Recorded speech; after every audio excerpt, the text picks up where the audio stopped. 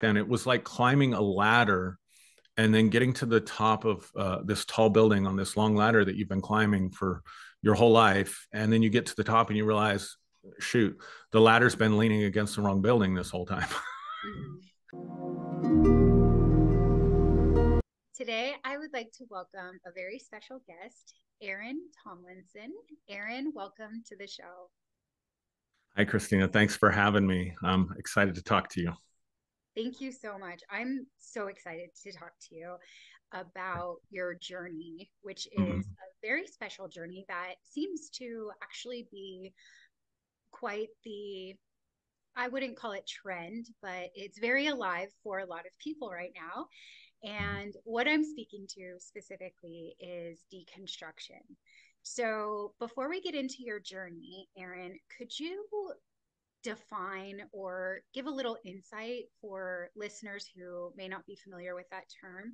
What is deconstruction in this sense?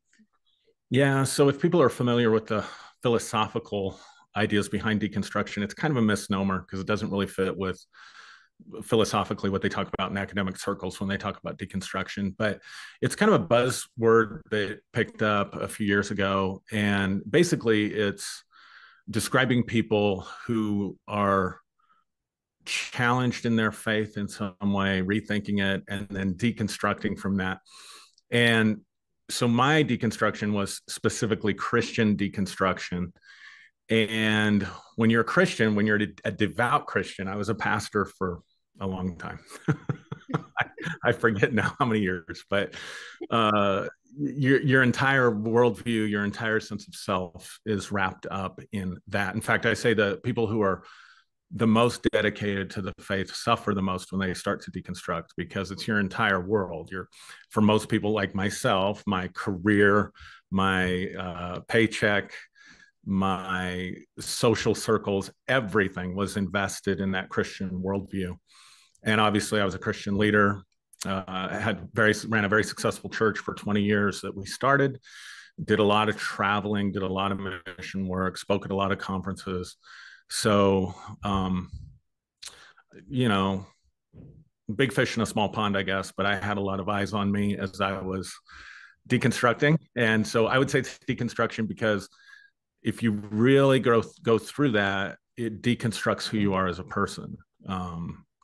If all you've ever known yourself as is a Christian who's on the side of righteousness and getting people saved and fighting the devil and whatever stuff we did, then your entire identity gets deconstructed and you're left with, okay, what now?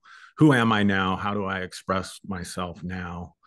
And so it's it can be a pretty brutal process for people. Yeah, for sure. Which is why I'm so excited to be able to have this conversation with you today. And I just want to say, I love that distinction because I myself, about 15 years ago, I started getting into recovery. I'm an addict of all sorts, recovered now, but through that process, I was raised Catholic, and okay. I really checked out a lot in my childhood when I was at church. But what you said really just shined light on my experience right now, because I went through what I would call a healing phase, but my life growing up as a Catholic was not as devoted as what you had said. So I love that distinction because I think there's so many layers to the process in finding that truth of not only who we are, but what we believe and what resonates in our hearts. So right. I really appreciate that. Yeah. So now you mentioned you were a pastor, and I just would love to, if we could outline just a little bit of your childhood leading up to the deconstruction. Would you share some of your journey? Yeah, so I grew up in rural Colorado, outside of Pueblo, Colorado, in a farming community. My father owned a agricultural business where he bought crops and then sold them to, places like Taco Bell and Old El Paso, and so he was kind of a middleman. He inherited it from my grandfather, and my grandfather's in some Colorado history book for being the first millionaire in that type of business in this area. So, I grew up pretty well to do. And not in a super religious family. My dad was not religious at all, but my mother was very devout. She was uh, raised in a Baptist home. She took us to the Methodist church. There weren't a lot of choices. There was a Catholic church, a Baptist church, and a Methodist church, I think, in my little town where I grew up. So I was raised with a Bible reading mother who read me Bible stories and took us to church. But again, not extreme, not fundamentalist. It was part of our lives. It wasn't our whole life. I guess I could say it that way. And so and then I think this is important to share. I I definitely had experiences growing up with the paranormal and with the supernatural, having dreams about things or premonitions or even visions about things that would then come to pass. Oftentimes they were kind of dark things, and I would spend a lot of time praying that those things wouldn't come to pass. Yeah. Yeah. So I was kind of an odd kid, I guess. I didn't really fit in to the community or culture, at least didn't feel like I did. And then when I was 16, my dad lost his business. His business failed. It was in the 80s when there was a lot going on with the government as far as manipulating commodity prices, and the government started paying farmers in our area not to farm, which of course hurt my dad's business. So long story short there, he ended up having a pretty public and humiliating business failure where he lost his business. We lost our home. And because of who we were in the community, it was very high profile. So there was a lot of sort of community rejection, and I couldn't wait to get out. It was right before my senior year in high school. I ended up having to work. I think I worked I worked like 3 jobs, but over 40 hours my entire senior year of high school to help pay bills and stuff. And I couldn't wait to get out and go to college. So I run off to college, and I somehow land with a bunch of Pentecostal uh, young people that are dragging me to church on Sunday morning, dragging me to Christian rock concerts and stuff like that. But the combination of the trauma and the hurt and the friendships that I made, um, I became pretty committed right away. So I ended up coming back home and leading, I don't know, probably, I guess, at one of its highest points, 40, 50 young people in a college and career type setting. And we got into what we called the baptism of the Holy Spirit. I don't know if you're familiar with that, or how many of your listeners would be familiar with that, but it's a concept that comes from the book of Acts, that there is an empowerment and endowment of power from the Holy Spirit that you can receive that is accompanied by glossolalia, which is the Greek term for speaking in tongues. And so we all sought for that and began to experience that and began to have all kinds of wild supernatural things happen. Again, premonitions, visions, miracles, healings, you name it. And because I was leading this group, it was just sort of natural for me to eventually go to Bible college. And we started our own church back in 2000.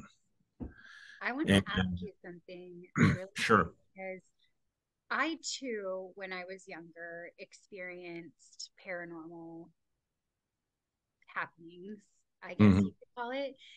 And the way that I was taught or viewed those things was that they were evil.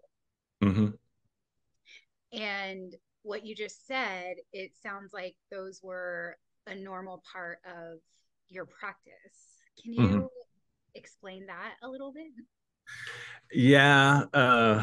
I guess my frustration, like when I first got converted, I'd read through the Bible. You see, obviously, the Old Testament prophets, Moses and Elijah are doing miracles, and you read the Gospels, Jesus is doing miracles. And then you read the book of Acts, and the followers of Jesus were doing miracles. And I just thought, yeah, I wanted to devote my life to something real. And I thought, well, if this is real, then we should be able to do the same stuff that they were doing in the book. So even though there weren't churches around at that time, around where I lived, or that I was aware of anyway, knew anything about that, I just, I devoted myself to a lot of prayer and meditation and seeking for that stuff. And, ironically, Jesus said, if you seek, you shall find. And so we just kind of stumbled into that sort of thing. So we didn't have a lot of voices around saying that was evil at first. Once it started happening, though, on a much larger scale, then right away, as soon as the pastor of the church that we were attending figured out what was going on, he shut everything down. I can't even tell you how many times I've been accused of having demons or being a cult leader or stuff like that. That was just part of the controversy that always followed us in our ministry and everything that we did. And we would find circles of people that were interested in that. And so a lot of what I did the last 7-8 years of my ministry was go around to churches, usually smaller churches throughout the US and sometimes overseas, to teach and train people about the supernatural. But we definitely had the light and dark thing. I mean, there was definitely like sanctioned types of experiences that you could have, and then anything outside of that was considered evil. So for example, if you lay hands on someone and they get healed, perfectly acceptable. In the tradition I was from, speaking in tongues, even though I know that sounds weird, probably to a lot of people, perfectly acceptable. What we would call words of knowledge, which is sort of a psychic ability to know things about people that they didn't tell you, that was okay. But, talking to an ancestor or someone who had passed on, that was definitely from the devil. Tarot cards, energy work, Reiki. I mean, we had a long list. Anything occult, that was all of the devil. So you had like these sort of sanctioned places where you could go, and then you had these other places that were completely off limits. And if you messed with any of that, then it was demonic. And like I said, I got accused of that most of the time I was in ministry, frankly.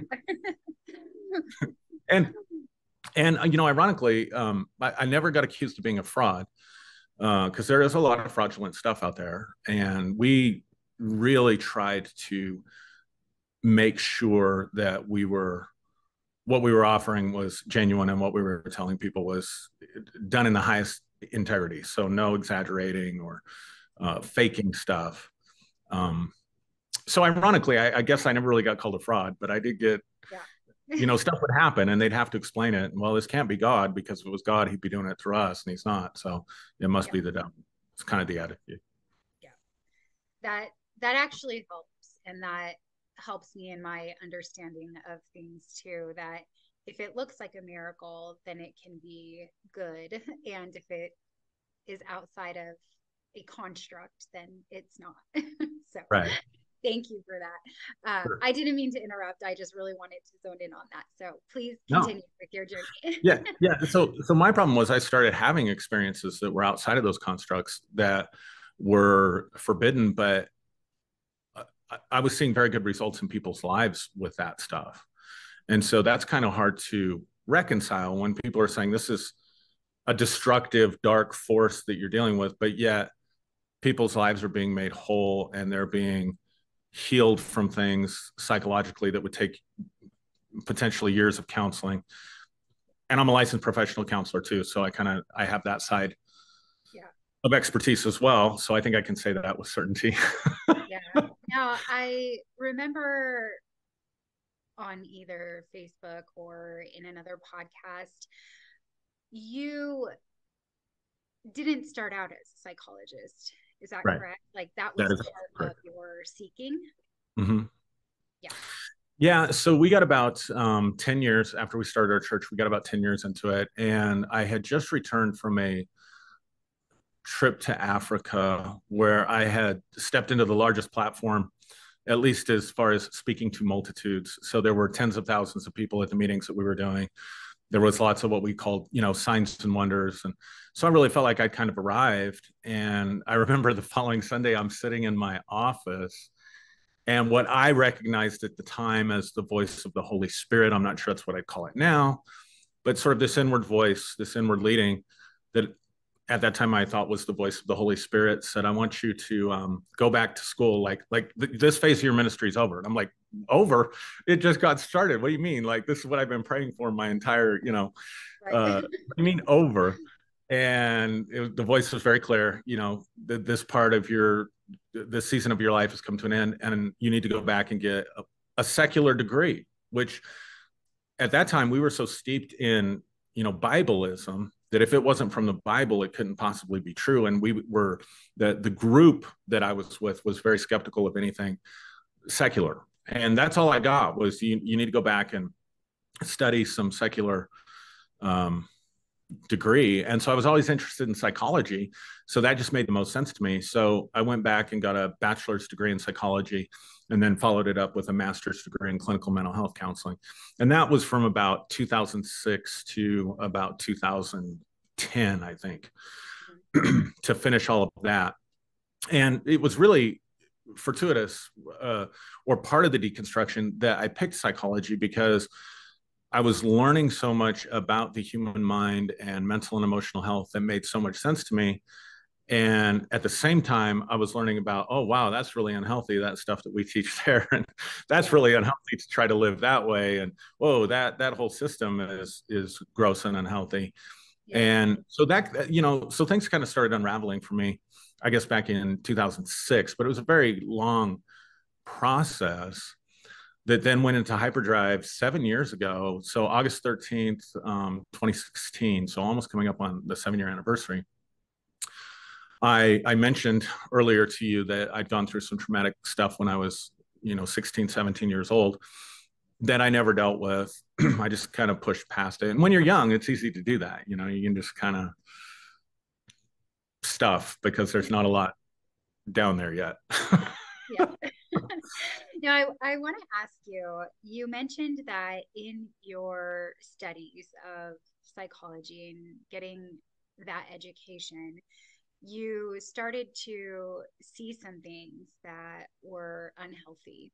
Were those things that you saw related to the church? What were those? Yeah. So some of it was just purely doctrinal. So again, from our tradition and also from the Catholic tradition, there's this idea of original sin, that we are born, completely corrupt in need of a savior. There's a verse everybody liked to quote out of Jeremiah chapter 17 that says, the heart is deceitful and wicked above all things, and who can trust it? And then there was this division that we had between the spirit and the flesh, which is talked about in the book of Romans in the Bible, the book of Galatians in the Bible. And basically that is, you have two natures. You have a nature that's pulling you towards God, and you have a nature that's completely corrupt, and everything that you are is completely corrupt and has to be redeemed and renewed. And so you go through this form of really psychological suppression, particularly in regards to sexuality. The church for 2,000 years has been really negative on that. And so people end up really suppressing that important part of themselves. And it creates a really negative split in the psyche. It literally splits the psyche. So I would say that was one of the main things. And then all the stuff associated with that. And then the second thing was, there's this concept called groupthink, which is not just like a hive mind concept. It's a concept where you have a strong leader and they control the dialogue within the group. They control the thinking within the group. And a lot of companies fail this way. They started studying it because of the mistakes that were made in the Kennedy administration during the Bay of Pigs. And they realized there were some groupthink aspects there. And I remember writing a paper on groupthink and thinking, my God, this describes my church. This describes every church and organization I've ever been a part of. And it's no wonder we have the issues and the problems that we do. Mm-hmm. So those are two of the big ones that I remember. Yeah, I just want to comment on the original sin. When I had my first child, I was 25 years old, and my mom asked me if I was going to baptize him. And I went through a long period of time in my life where, as I became an adult, I didn't have any awareness of spirituality, God, religion. I just didn't think about it. When my mom asked me that, I was holding my baby, my brand new baby, and it everything I was taught about sin, I just looked at him and I thought, there is no way that Yeah. this child or us, we are sinners.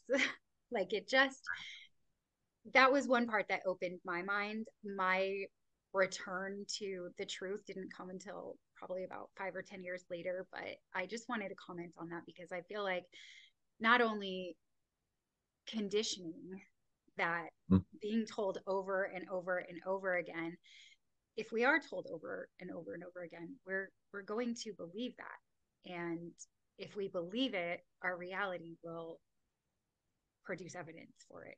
So Absolutely. Yep, yeah. for sure. Yeah. For sure. So all right. So where are we at in your journey? Okay. So I'm interrupting you all over the place. No, you're fine. I'm just No, so you're fine. No, it's fascinated. fine. No, I like it. I like the back and forth. It's fine. Yeah. Well, I thought maybe I'll wait until the end of your story. And then I was like, I'll forget this. So I wanted to comment. Oh, feel free to interrupt because I'm a preacher. I'm a preacher, so I'm used to like going solo with this Yeah. stuff. So I'll just keep talking. Um, so then, yeah, I was starting to say in August 13th of 2016, I was going through some boxes that we had in storage, and I found a box that had some memorabilia from that time period in my life when my dad lost his business. And I remember opening that book, and it was like all that pain that I had ignored and suppressed and not dealt with just really came up to the surface. The way I would describe it to people, it felt like I had like a 20-year-old scab on my heart, and somebody just reached up and pulled the scab off, and my heart wouldn't stop bleeding.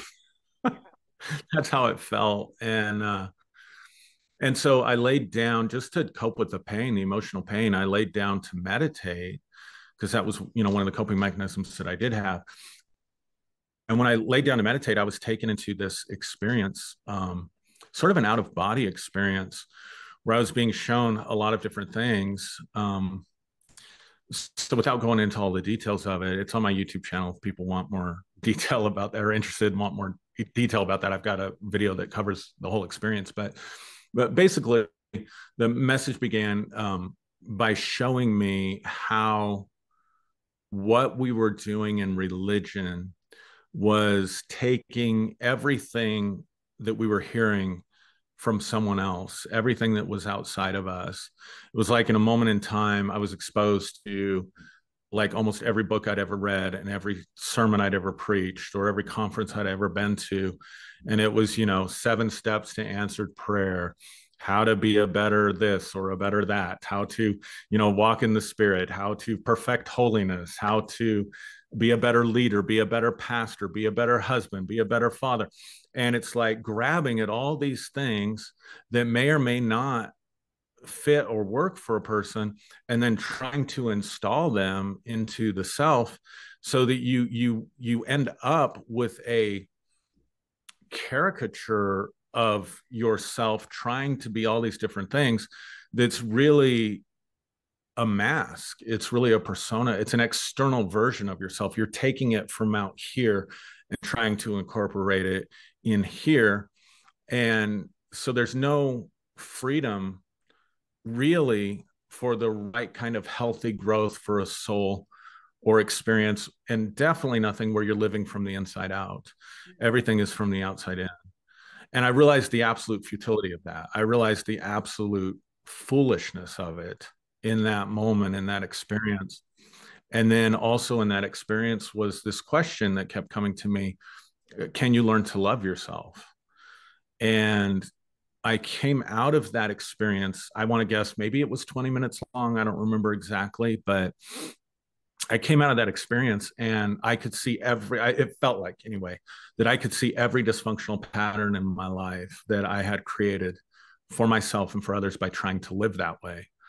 And that right there overturns all of religion, because all of religion is I have to subject my personal experience, my conscience, my freedom, my autonomy on how I choose to express myself as a human being, all has to be subjected to this system. And that created a lot of dysfunction. Yeah. So is that the point after that experience with your meditation? Is that where I feel like your deconstruction started before that, but is that where it really began? Yeah, that's where that's where I really saw it for what it was. So what I would say is like, um, prior to that time, the 6 or 7 years prior to that time, 10 years prior to that time, was kind of like peeling back pieces of an onion, right? Or a little bit here, a little bit there. So you're keeping the onion, but you're Mm-hmm. saying, oh, I don't like this part. I don't like this layer. That's dry skin. We're not going to, but you still have the onion. And when that experience happened to me, it was like there was no more onion. Like the whole onion's just rotten and has to go. And at that point, I was really at, can I say, a place of contentment? Like I felt like I had accomplished everything that I had set out to accomplish. And then it's like I would explain it to people this way back then. It was like climbing a ladder and then getting to the top of this tall building on this long ladder that you've been climbing for your whole life. And then you get to the top and you realize, shoot, the ladder's been leaning against the wrong building this whole time. Mm-hmm. what what do I do now? And so we ended up, we meaning my family and I, and my wife, my 2 kids, and myself, we left Colorado and went to Arizona for 3 months to just seek and search and get where nobody knew us so we could just Mm-hmm. do whatever and be whoever, and it wasn't a scandal. Um, and what I mean by that is, if I remember being out to lunch one time and drinking a beer over lunch with people from the church, and other church people came in, and other pastors and leaders, and before you knew it, like there's this rumor that I was a raging alcoholic. I mean, just having a beer at lunch in public in my community created a scandal. Yeah. So we're like, we're just going to go get away. And really what we did was we started exploring other spiritual paths. I remember we went to a metaphysical fair. And again, this is all the stuff that's off limits, right? This is all the dark stuff out there we've got the truth. We have the real stuff. This is Yeah. all the counterfeit stuff. Yeah. So I thought, well, let's find out, let's just go see. Mm-hmm. And I remember I went into that place with like fear and trembling in my heart because I thought, oh my God, because we were told, you get demon possessed, like, from the Exorcist movie type stuff. And so I was like, well, if I get a demon, I know some people that can cast it out. So, uh, and A nice I, fearless approach. yeah, yeah, The yeah, easy yeah, way. yeah. And so, we did like tarot card readings with tarot card readers there and stuff. But one experience that I had was like a past life regression. Like, I mean, I just dove right in, right? And this lady from Korea worked with me and took me through this sort of shamanic experience in 20 minutes in this past life regression. And something inside of me completely shifted and something inside of me completely changed. Worked with a shaman down there in Arizona who took me through an illumination and a soul retrieval. And that was extremely powerful. So, and beneficial. So I started, exploring these other paths and experiences and things that were off limits to us. And I was getting more healing and more wholeness from those experiences than all of my time in Christianity combined in 3 months. I met just happened to meet one of the top occult teachers in Europe and spent quite a bit of time asking him questions about the occult because, we thought for sure the occult was evil. And I was shocked to learn what it was really about philosophically and practically. Yeah. And I just want to comment because there's a similar thread in your journey and mine. So I actually went to treatment in Tucson in 2008. That was treatment for the eating disorder. And I thought I was self-sabotaging myself, but I actually went to a holistic center. Mm-hmm. And my intention to go to this holistic center was because the other center was going to put a feeding tube in me. And at this holistic one, there was more room to act out. But in that treatment center, it was completely holistic. So there were so many modalities, and there was a spiritual counselor. Mm. And I started talking to the spiritual counselor, and it was actually probably one of the biggest gifts of my life to go there. And Wow. like you, I was introduced to many different things that I had previously would have been afraid of. Mm-hmm. And those modalities really opened me up. Okay, so you guys were in Arizona, you're opening up, you're sensing, more about the truth of who you are, would you say? Oh, absolutely. Yeah, on multiple levels, the truth of who we are. So I would say this about integrity. We always operated with the highest amount of integrity. I can sleep well at night knowing that in the way that we profiled ourselves in ministry. Even the mistakes that we made in the integrity of, in the sense of wanting to do the right thing. But the word integrity comes from integer, right? It means to be whole.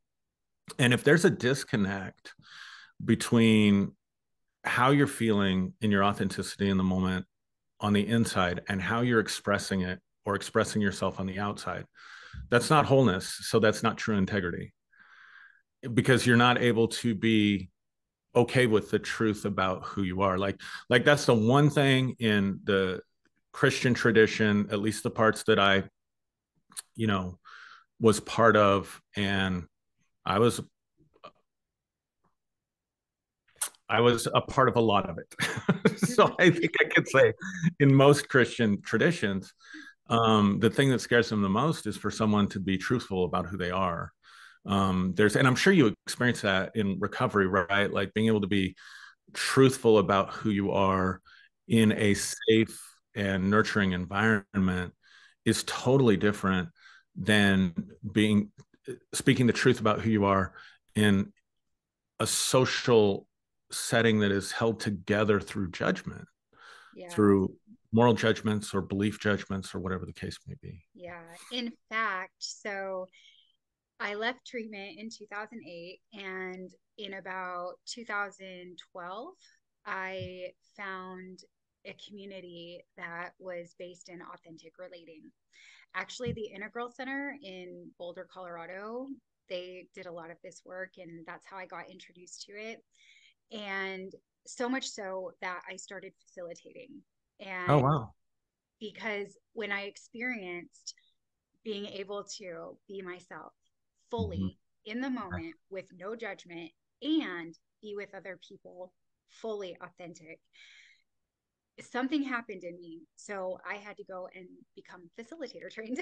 Amazing how that worked. So, yes, authenticity is probably the foundation of everything that I teach or my coachings or anything that I do, because when we feel split, there's a lot of pain and suffering in that. Mm-hmm. And Christianity, again, the doctrine splits you. It just does. Mhm. And then you're in a community that judges you if you step outside of that, or and oftentimes people will step outside of that, excuse me, in extreme ways because they've been suppressing it for so long. So for example, I'm convinced, just me personally, a lot of the sex scandals and stuff that happen within churches and within religion is a direct result of so much sexual repression, um, that it's like a ticking time bomb. So, I experienced something similar in the sense that I had a lot of trauma that was emotionally stuffed. And then all of a sudden, 20 years later, whatever it was, it's like, boom, I just had like this tremendous explosion emotionally of all this stuffed trauma. And so that, I think that's the real problem with religion, is that it creates that within you. Mhm. Yeah. I know that in my journey, and again, we went to church every Sunday. We went for all the holidays. My parents would teach if we were struggling with something to pray. Now, I did have an eating disorder, so I checked out of a lot. I don't remember a lot because I was just obsessed with food and Mhm. exercise and things like that. But the being around it, being in it, there was so much like thought that I had to unravel. And it Mhm. was through authenticity, through doing integration work, through going to explore different modalities of healing, that I was able to see that maybe that wasn't the intention. Maybe it was the intention. I don't know, but I was able to heal and also forgive.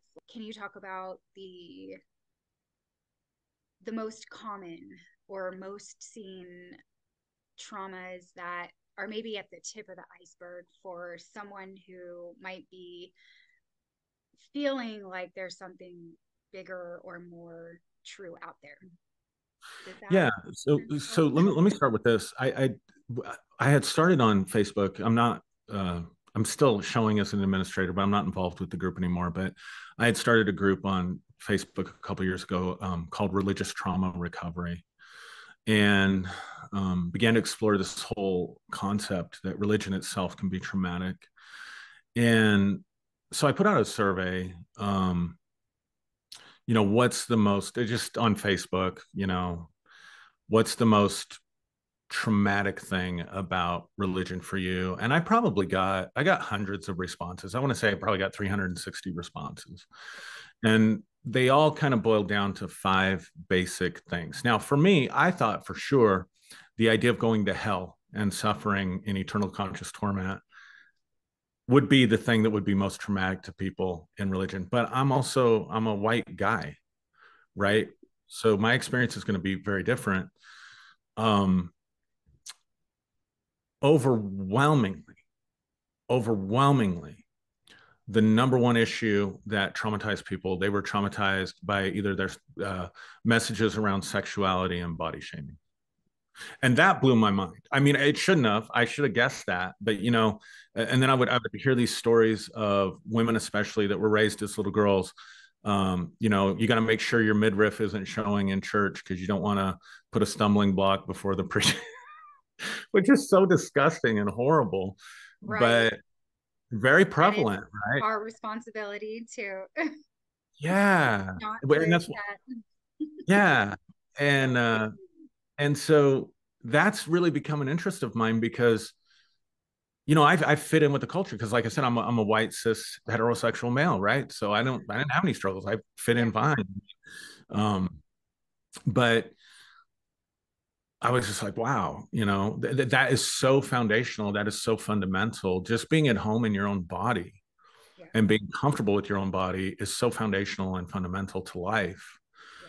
that if a person can't do that, it's really hard for them to really do anything else beyond that and find any kind of satisfaction Mm. uh, or fulfillment. And so I guess what I would say is, like, if what people are doing is totally fulfilling them, if they're in religion and they just feel totally fulfilled and they feel totally satisfied, then great. But if you're not totally fulfilled, if you're not totally satisfied, if you feel like there must be something more out there, something's missing, but you just don't know what's missing. I mean, I knew that for years. Something's missing, but I don't know what's missing. So we were taught, just go harder after God, just go to more conferences, go to more meetings, just seek after God more. Like you said with your parents, pray more, trying to fill that void and realizing, oh, that void, that part that's missing is the real me because Right. I can't be the real me because I have this manufactured me that I have to be. Yeah. And so I don't know, does that kind of Yeah, answer the question a little bit? absolutely. And I love how you said that because so I believed that, Jesus was someone perfect, someone that I could never attain to be like. And so I created perfectionism, which also was expressed in an eating disorder. And I was never comfortable. I was always yearning for more, which is why I was trying to fill an empty hole for pretty much the first 3 decades of my life. I want to move this conversation in a different direction Sure. because I now, after my exploration, and I've had a really long journey, but we're not going to go there in this podcast. If you listen I'll hear to it the sometime. episodes, you'll be able Maybe to I can, see it all I'll have to host you on together. mine. But now I have 12 years ago, I found A Course in Miracles. And so that piece of work mixed with so many others, I actually feel so close to Jesus. And I say, Jesus is my hero, and I am not a Christian. So Mhm. I'm curious, what are your beliefs today about spirituality, religion?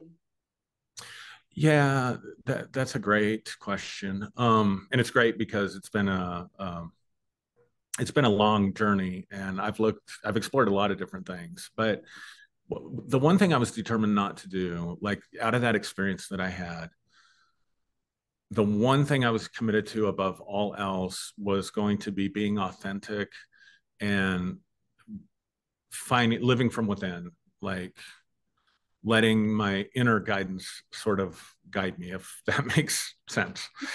So almost every other spiritual teaching or path that I looked into, with a few exceptions, I saw the same sort of, oh, this is the same thing. I'm just exchanging. So like if I left Christianity and I got super involved with Western esotericism and joined an occult order, well, now I've got to follow the teachings of that order. Or if I converted, maybe say to um, certain forms of Buddhism, then I've got to follow the teachings of the Buddha, or I've got to follow the teachings of this channeled work over here, or you see what I'm saying? Yeah. And so for me, I realized that was my central mistake. So it seems to me that it's very easy for people who deconstruct from Christianity to end up in materialistic atheism. I could never end up in materialistic atheism, no matter how good the arguments might be for it, because I would be doing the same thing. I would have to deny all of the supernatural experiences that I had since I was a child. I would have to deny my own satisfaction that I get out of the sense of wonder and awe of God and source. And so I can't really, I'm saying all that to say I can't really fit myself right now into a category and say this is what I am. It's easier for me to say what I'm not. Yeah. Oh, if that makes sense. Yes, yes, absolutely. Definitely not the evangelical Pentecostal Christian anymore. Um, Definitely not a materialistic atheist. I think that Jesus or Christ, probably where I would land at this phase of my journey, reserving the right to change my mind. For me, Christ is a archetype. Jesus represents an archetype of who we can be. So in the church, and not in a perfectionistic way, I want to be really clear Yeah. about that. But so I would almost say that like any relationship that I was having with the person of Christ was probably interactions with that archetype, which maybe represented my higher self or that aspect of me that is also part of what we call the divine. So I would say that I believe in God, but I believe in God more as the consciousness or the mind that is expressing itself in all things. Mhm. And we are we are part of it. We are a localized, a perceptually localized version of itself, as I think God is getting to know God's self and evolve as God through this universe of multiplicity that we find ourselves in. How's that?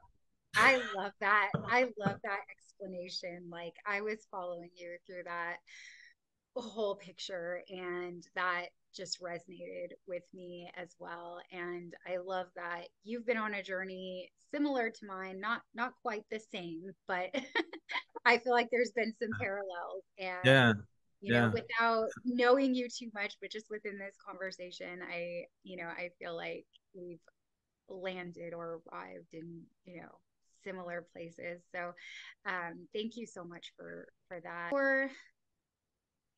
For someone who might be feeling like they don't belong in whatever circle they're in, whether it's religion or something else, what kind of advice or words of encouragement would you have for them?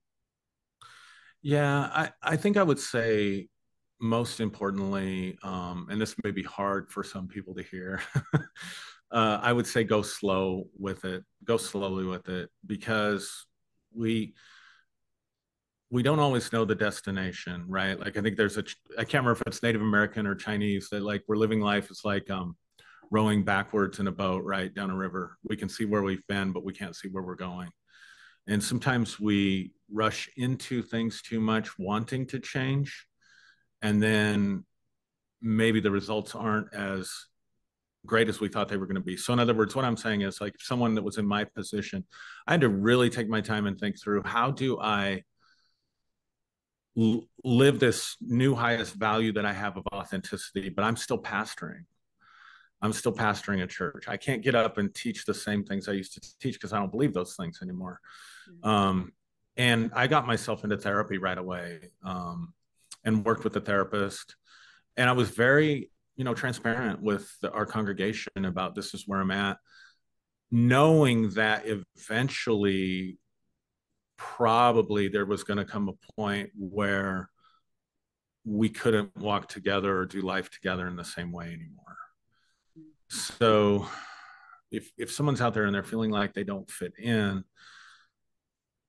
but that's your community, that's your social group, that's your family, then, and maybe your beliefs are changing, maybe the way you want to express yourself is different than how you've expressed yourself before, and you're afraid that's going to create too many shock waves through your social environment, I would just say go slow with it, go slowly with it, and get as much information as you can, and maybe don't talk to as many people in your social circles that you're going through. That's a great thing about coaching, great thing about groups, great thing about counseling, is that you can really find that authentic self and talk to somebody.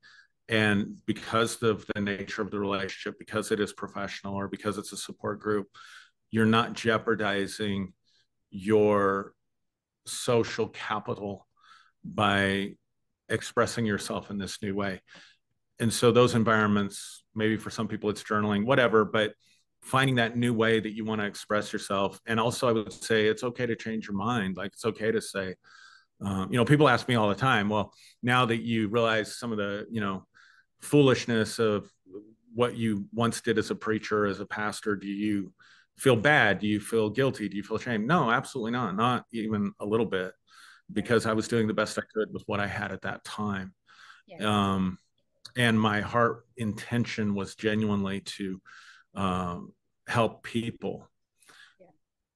By the same token, then I'm not afraid to say, yeah, I've changed my mind on that. A lot of stuff. I was wrong about a lot of stuff. I can laugh at myself, Yeah. And so that's what I would say to people. Yeah. Thank you for so eloquently saying that. There are so many.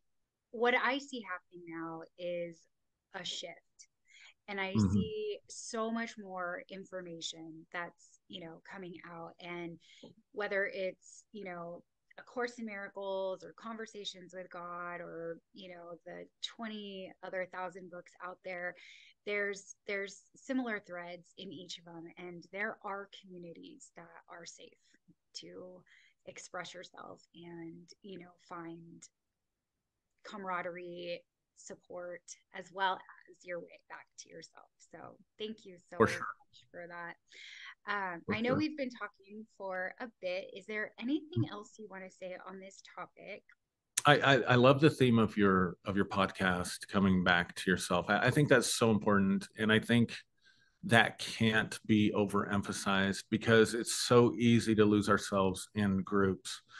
And I know in walking this path now for, really walking it out for the last 7 years, and interacting with a lot of people in a lot of different stages of deconstruction or growth, where they leave, like Christianity, and then the next thing you know, they're sort of sucked into another group that's not any healthier or any different.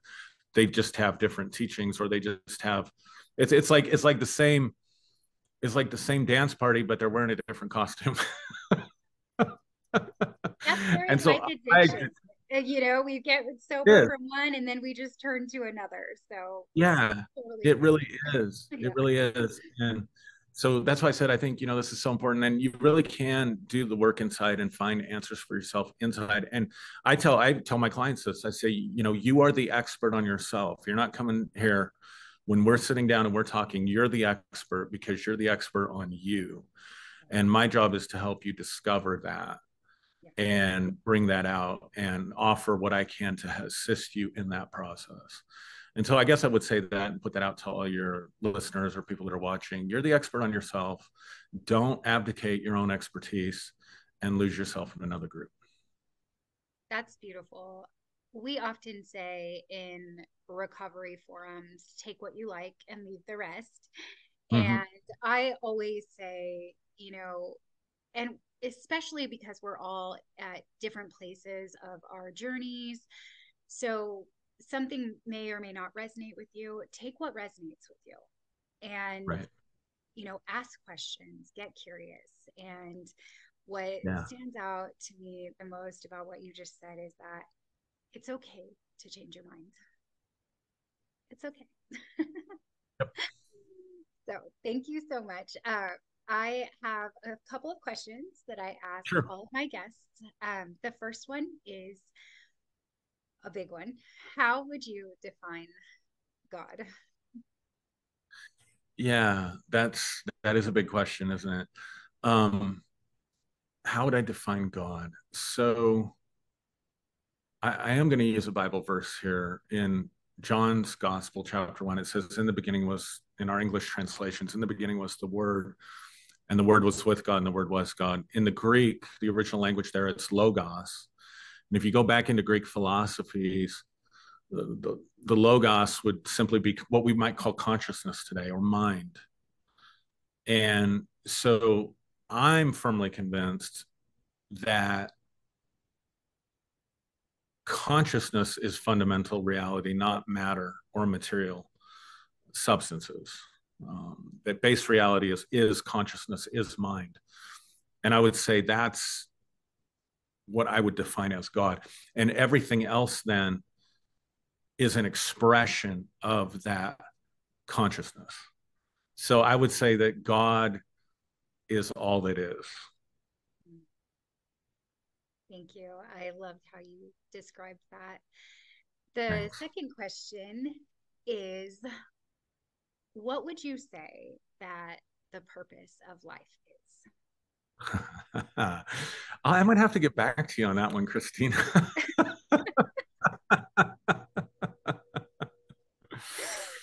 Right. I feel if I were to answer that question succinctly, if that's even possible, I would take away from what I've been saying throughout this podcast, and that is that everyone sort of needs to answer that question for themselves. And it's okay if your answer is different than mine or my answer is different than other people out there. I'm really an advocate for, and that's the beauty of the way I describe God, because if God is all that is, and all that is consciousness or an expression of consciousness, then you really can't get it wrong. You really can't mess it up. And there's lots to explore, right? Like just in this planet, if you think about all the different places you could go, right? Like I suppose some people have bucket lists. I know I still have a few on my bucket list of places I want to see just geographically in the earth before I die, right? Mhm. Well, if God is consciousness and God is mind and you are that, how many places could you go? How many possibilities are there? It would be unlimited, right? So to say this is the purpose of life, I think would take away from the expansiveness of what's actually there in life to be explored and discovered. So there you go. Maybe the purpose of life is to explore and discover for yourself. Yeah. So I just want to highlight, you said this in your answer, and it's, to me, I feel it to be so true. You can't do it wrong. We can't get it Yeah. wrong. Mm-hmm. Yeah. Yeah. Okay. Yeah. So the final question is, Okay. if you could take one piece of wisdom that you have now and offer it to a younger version of yourself, what would that piece of wisdom be? Hmm. One piece of wisdom: beware the naked person that offers you their shirt. I'm joking. It's a good I was proverb, like, though. there Um, must be a really deep story to that. no, it's just, beware of somebody who's trying to tell you that they have something that's not working for them. So, like, I don't know. I don't want to diss on anybody, but maybe taking marital advice from a priest that's never been married isn't the best Right. thing. Just Yeah. saying. Yeah. So I No, just seriously. have to comment on that really quick, Yeah, because yeah. in in sobriety, when I got sober and I didn't know how to pick a sponsor, I was told, if you want what we have, you'll do what we did. And so when I'm seeking a mentor, or if I'm trying a new business venture, I'm not going to ask someone that actually hasn't walked through what it is that I want guidance through. So, Yeah. yeah. No, I was buying myself time to think, actually. I think what I would tell my younger self is, don't be in such a hurry. Um, in my day job, I counsel young people, in that sort of 17 to 25, 26 year window. And they're all in such a hurry. Like, they're all like, uh, I should be further along by now, you know? And I definitely lived with that for a couple of decades, my 20s and my 30s. I should be further along by now. I should be further along by now. And there's so much pressure to check the boxes, right? Because that's how we determine how far along we are. So if I could go back to, like, say, my 21-year-old self, I would say, take your time with life. Carl Jung said, life begins after 40. Before then, you're just doing research. And I would encourage my younger me to not be in such a hurry, and to not think I'm old at 25 or at 30 or 35 or 40 or 45 or 50 or 55. Um, I would tell my younger self, don't rush. Yeah. Thank you. I felt that too, because when I was younger, I was in a rush, and I'm just getting started. Now, how do people find you? I will include links to your social media, but what are you up to? How do people find you? Yeah, so that's a great question. So I have a YouTube channel right now. It's called Conscious Spirituality, or you can put my name in, and obviously you'll have the link to the YouTube channel. I haven't been creating as much content as I want to, because life seems to get in the way. Uh, I also have a Facebook page that is, public. I'm sure you'll have that information. I need to get on TikTok. Everybody tells me I need to do that. But those are my biggest projects right now. And then I have a podcast, but honestly, someone else runs that podcast for me. They record it and put it up, and I have absolutely no idea how to tell people how to get there. So I'll have to send you the link. I really Well, need to get maybe better I'll at find this it uploading thing. prior to, yeah, when we publish this. So Yeah. So thank you for asking, though. I appreciate that. awesome. Well, this has been such an amazing conversation. I feel like it's been so enlightening. And I just want to thank you so much, Aaron, for sharing your experience and sharing your heart and sharing your wisdom with the world, of being authentic and just being a pillar of what's possible. So, again, I appreciate you, and thank you so much for being here with me today. Thank you for having me. I really enjoyed it. I'm very honored to be a guest. Thank you. I would like to personally thank you for tuning in to this episode. If you haven't already, please be sure to like this episode, subscribe to my channel, and turn on notifications so that you never miss a beat. And if you really resonated with this content, please share it with all of your friends so that collectively we can expand our consciousness. Have a very blessed week.